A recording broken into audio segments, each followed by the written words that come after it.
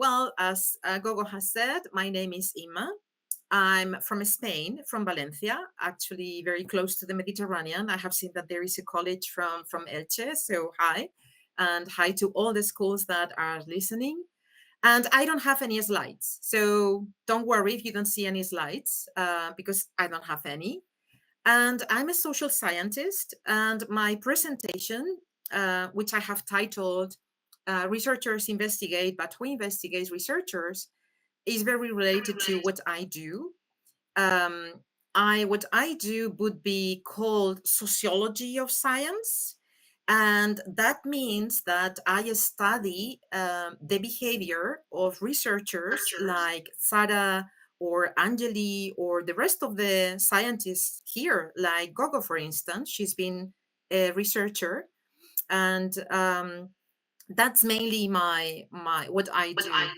So first, my presentation has two main parts. I'm going to tell you a little bit how I became a researcher, and then I'm going to tell you what I have been doing in my research, and still I'm doing because I'm still analyzing some data.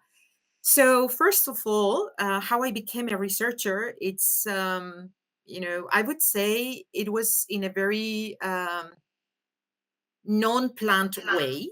Actually, I have to tell you that I didn't have, but don't tell anyone, even if this is being recorded, but I didn't have good grades at the school, not even at high school. Oh yes, Gogo, don't laugh. This is the truth.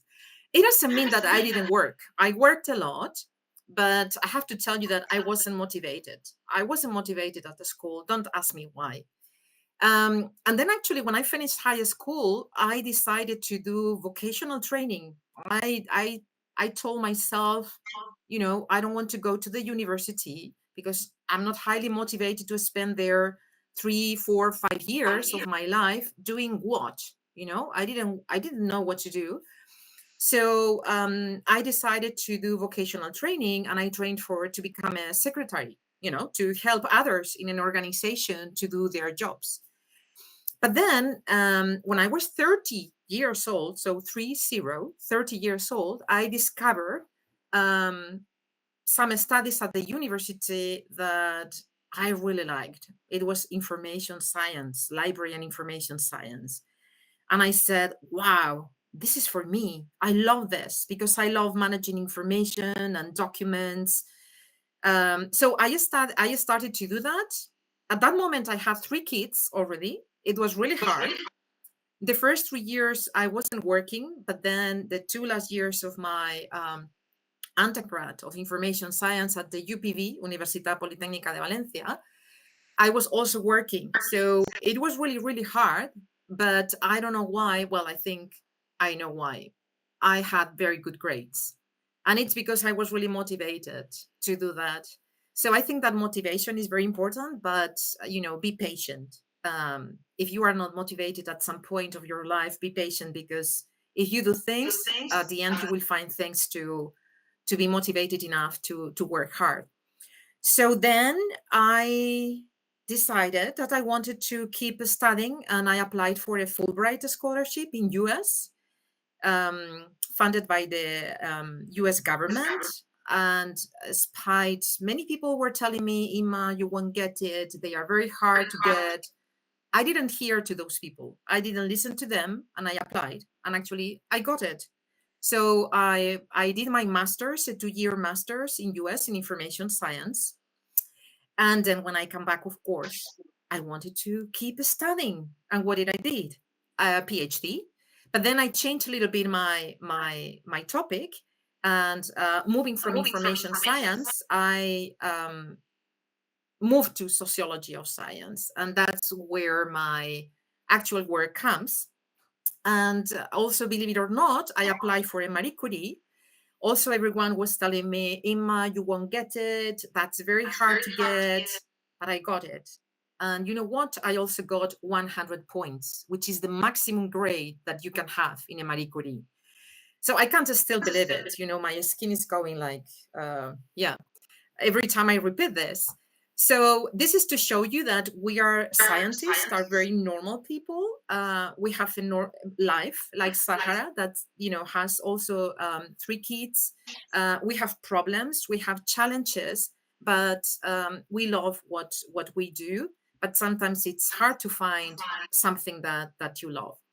So my research, yeah, my most recent research as a postdoctoral Marie Curie fellow, I have been studying researchers like the ones in this room, but those who decide to commercialize their science, right? What does it mean? That apart from being researchers, they decide to found a company. Usually, these companies are called startups or spin offs. And what they do is not that they create, a business with selling shoes or clothes. Is that they bring their own technology. So, for instance, imagine the technology that Anjali was mentioning before, that she's trying to also find other ways to capture the bio life deep in the sea, right? And then she decides to commercialize those robots to other companies, or to sell those robots to other research institutes, right?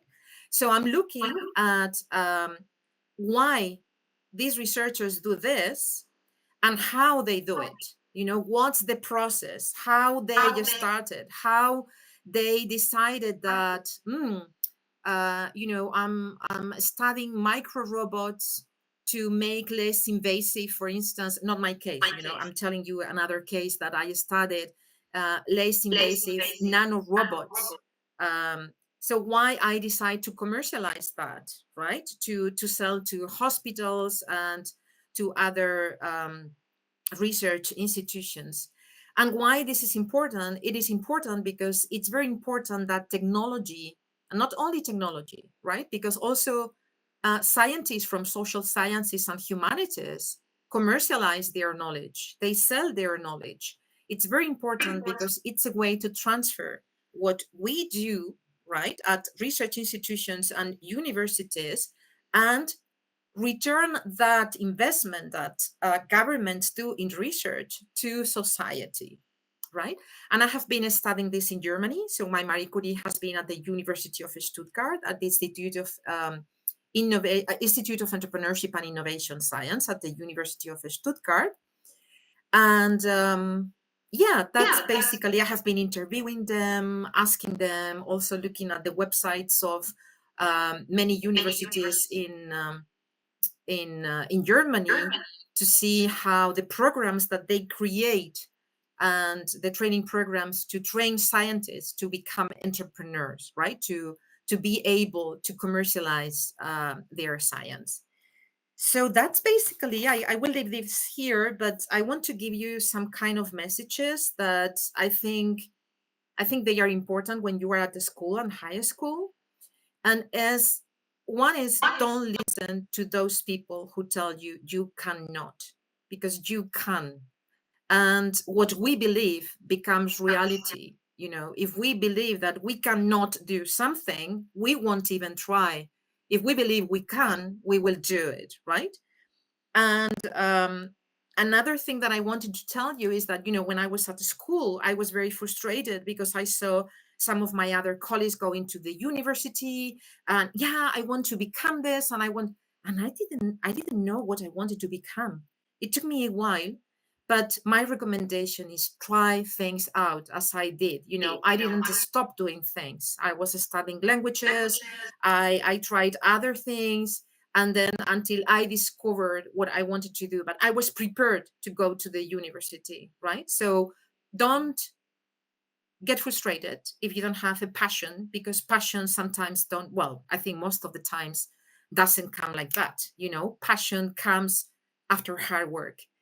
And other things about science is that um, you don't need to be, we think of scientists as being really, really, really smart people. And, I don't doubt that we are smart people, but really what science needs is hard work, and inspiration only comes after hard work.